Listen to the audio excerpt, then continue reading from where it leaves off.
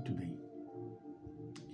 Nós vamos agora ler um trecho do livro Jesus e o Evangelho segundo a Psicologia Profunda, que é o segundo capítulo que trata de o reino, onde João, capítulo 18, versículo 36, o meu reino não é deste mundo. No Evangelho segundo o Espiritismo, nós temos o capítulo 2, item 2. A época do Mestre foi uma época maravilhosa. Nós ficaremos aqui um tempão falando, mas não vale a pena nós nos alongarmos com opiniões pessoais. Vamos ver o que nós coletamos das obras, né? O reino, chama-se a mensagem. O mundo, examinado sob a ótica teológica à luz da psicologia profunda, é um educandário de desenvolvimento dos recursos espirituais do ser em trânsito para o reino dos céus. Na Terra, em trânsito para o reino dos céus. Do ponto de vista teológico ancestral, é possuidor de um significado secundário e perturbador para o espírito, que o deve desprezar e mesmo odiá-lo. Essa visão, originada no cristianismo primitivo, encontrou, na ignorância medieval, o seu apogeu, estimulando os crentes a renunciá-lo, deixando o corpo consumir-se pelas enfermidades degenerativas e pelo abandono a que era relegado como passaporte para a glória celeste.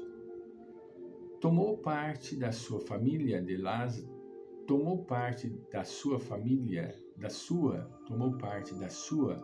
a família de Lázaro, da Betânia, aceitando as gentilezas de Maria e advertindo com bonomia a preocupada Marta.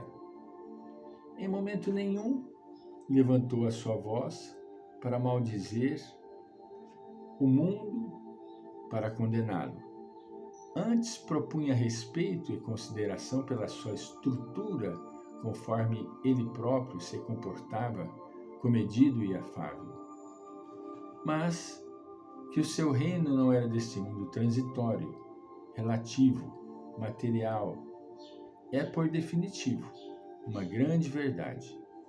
Ele viera para que os homens conhecessem a realidade, estes que de origem pastoril e nômade não tinham ao tempo de Moisés condições para entendê-la, necessitando antes do rigor das leis severas a fim de comportar-se com equilíbrio após sucessivos períodos de escravidão nos quais amolentaram o caráter, a conduta, a existência sem ideal de crescimento e dignificação. Na visão psicológica profunda, embora ele se referisse às esferas de onde procedia, o seu reino também eram as paisagens e regiões do sentimento, onde se pudessem estabelecer as bases da fraternidade e o amor unisse todos os indivíduos, como irmãos, conquista primordial para a travessia pela ponte metafísica do mundo terrestre para aquele que é de Deus e nos aguarda a todos. Humanizado, ele enfrentava os desafios e compreendia a sombra que pairava sobre o discernimento das pessoas, qual ainda ocorre na atualidade expressivamente. A ignorância da realidade predomina nos jogos dos interesses servis, deixando sempre os seus áulicos profundamente frustrados por não encontrarem neles tudo quanto creem necessitar para estarem em harmonia. Essa busca de coisa nenhuma a que se atribui demasiado valor sempre conduz à solidão, ao desespero, ao vazio existencial, perturbando as melhores aspirações de beleza e de realização pessoal. Não foram poucos os indivíduos que desejavam instalar aquele reino por ele anunciado no próprio coração. Fascinavam-se com a sua eloquência, com a lógica da proposta libertadora e logo recuavam ante mas que abria condição para optar pelos interesses das paixões a que estavam acostumados, iludindo-se quanto a improváveis possibilidades de retornarem ao seu convívio. Um jovem que queria segui-lo era rico. Sensibilizado, afirmou que deixaria tudo e até mesmo daria os seus bens para os pobres pela alegria de o acompanhar. Mas, naquele momento, tinha outros compromissos que pretendia atender, após os quais se resolveria pelo que fazer corretamente. E se foi. É uma graça essa passagem desse menino rico. Outro moço sintonizou com o seu chamado, experimentou a sensação indizível da sua presença harmônica, mas seu pai havia morrido e ele estava obrigado a sepultá-lo, escamoteando o motivo real, que era receber a herança, e também se foi.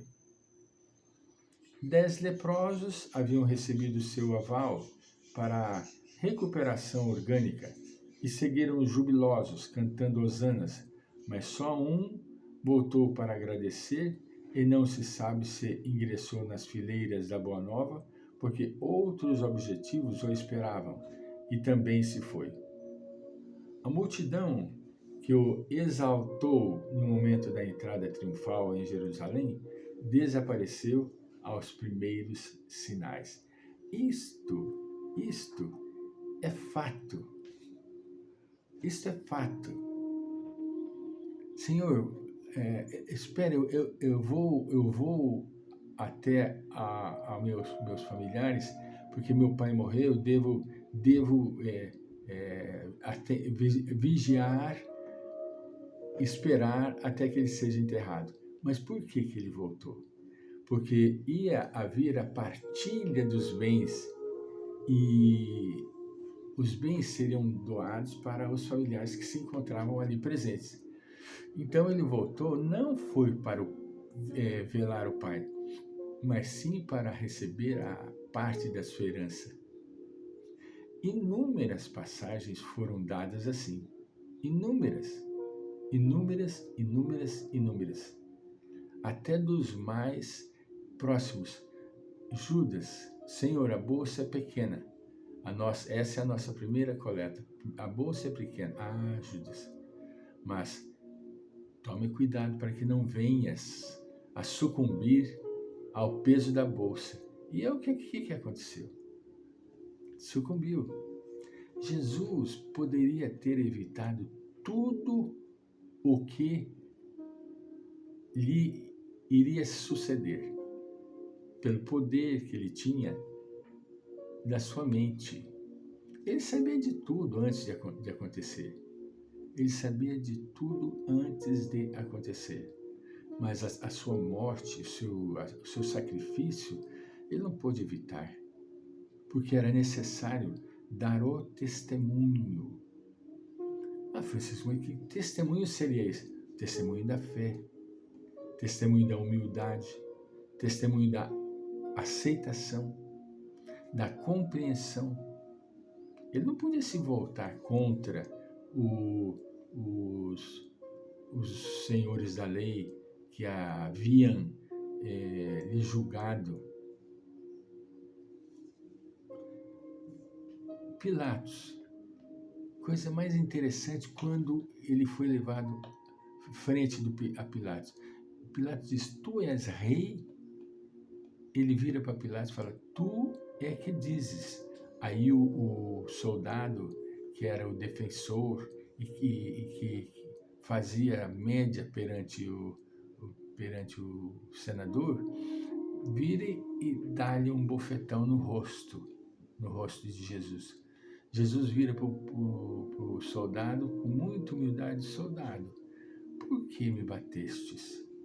Se falei uma mentira, mostre o meu erro. Mas se falei a verdade, por que me batestes? Com a maior serenidade. Com a maior serenidade.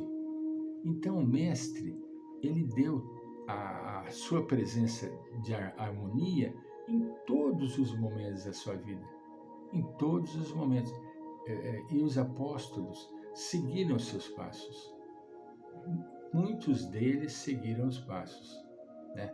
Outros se desviaram, atemorizados, né? Receosos, porque quando começou a dar a perseguição dos discípulos, dos seus seguidores, todos debandaram.